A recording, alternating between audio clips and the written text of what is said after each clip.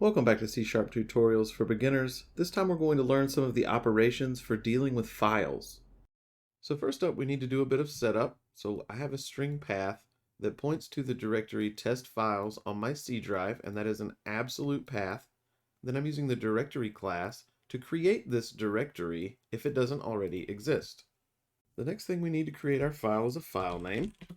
So let's say we want to create a text file called log.txt. And now we need a path to our file to know where to create it. We could take this path and concatenate path and file name, and that would add this to the end of this, and that would be a valid file path. But what we're going to do is our file path, we're going to use Path.Combine and pass it path and file name.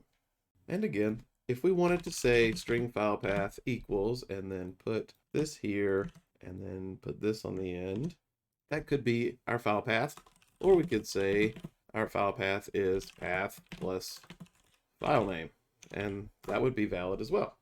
Now, if you only have one file, this may be what you want to do just for simplicity's sake. But say you have just tons and tons of files everywhere, and you have to have this path everywhere. Well, what if your base path changes? So then it becomes harder to go and change this everywhere instead of just having a base path and using Path.Combine.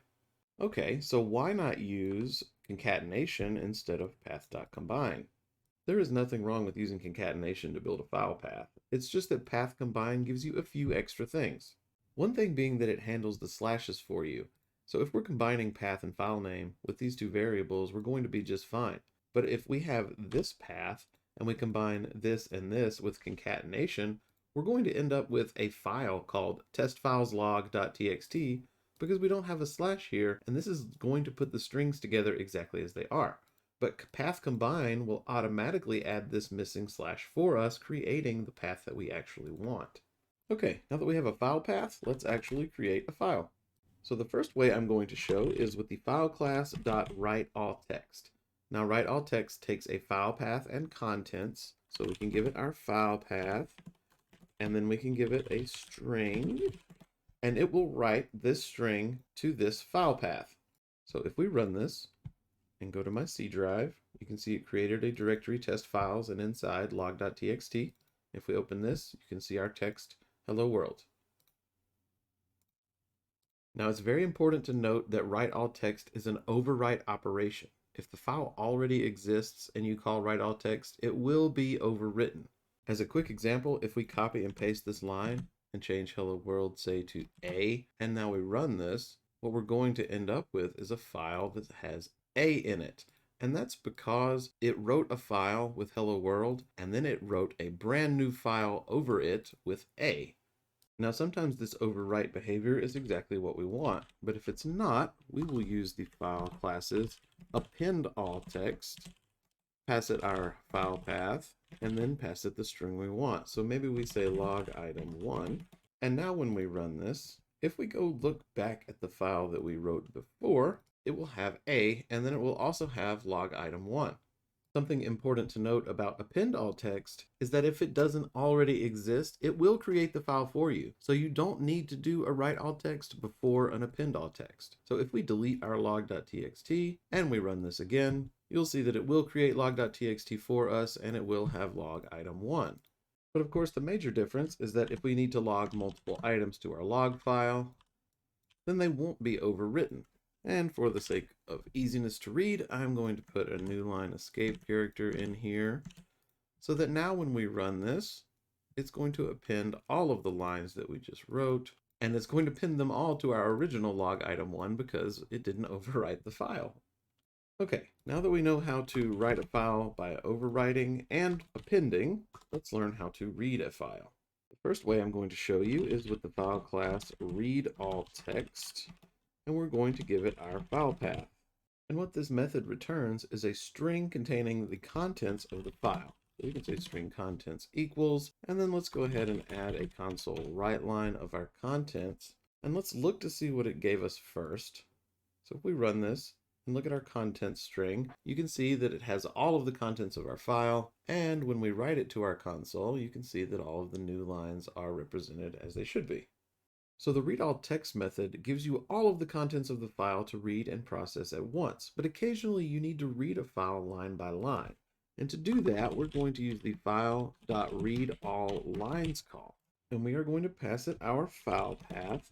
And what this is going to return is a string array containing all of the lines of the file. So our string array lines, and then we can debug this and look at our lines array. And our first line has our two log item ones, and then every other line is a separate item of our array.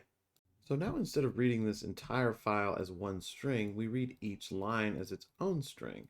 So what we can do is we can process them separately. We can say for each string line and lines, console.writeLine line. Let's go ahead and cut this out. And now when we run this, we're printing the same thing we did before, but now we have the control over each individual line.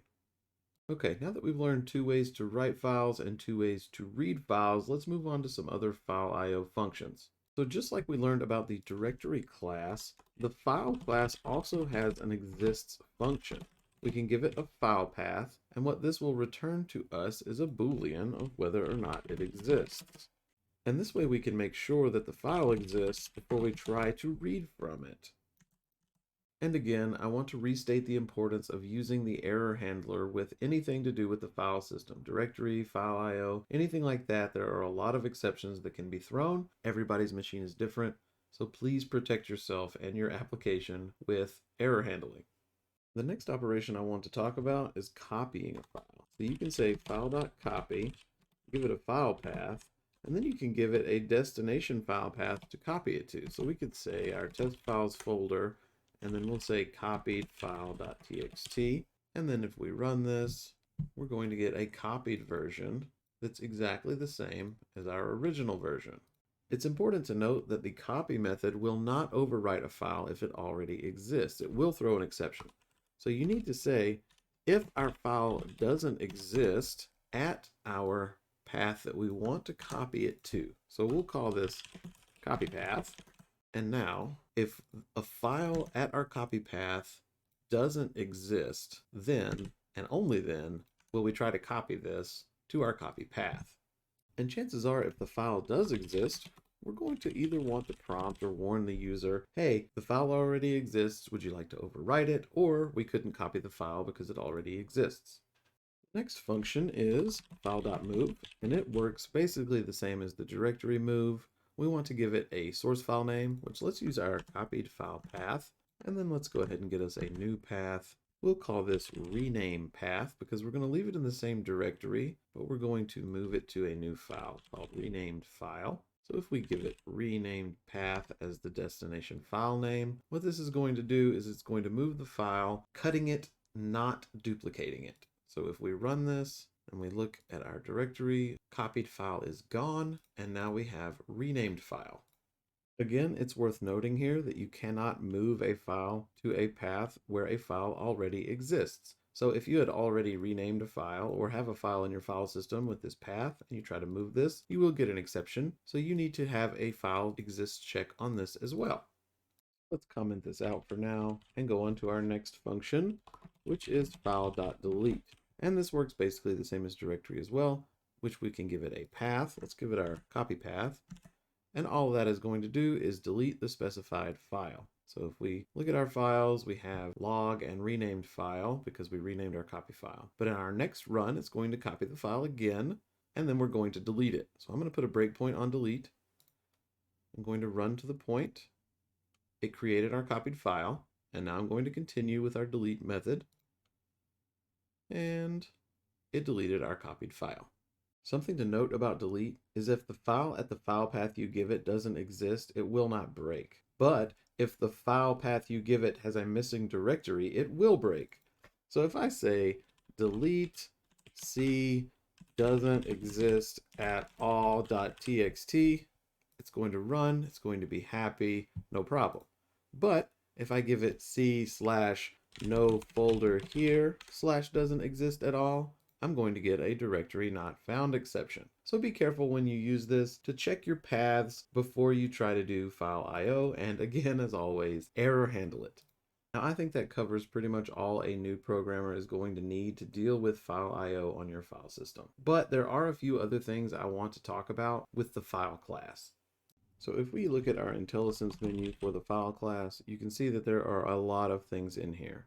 The first one I want to mention is that there is a create method, and you see it creates or overwrites a file in the specified path. Now, a lot of beginners make the mistake of using File.create to make a file, and then they add text to it. But what this method is actually used for is to return a file stream to give you read and write access to the file. And this is not a beginner operation, and chances are you don't need it as a beginner. So do not use the File.create to do what we did above with File.WriteAllText or AppendAllText.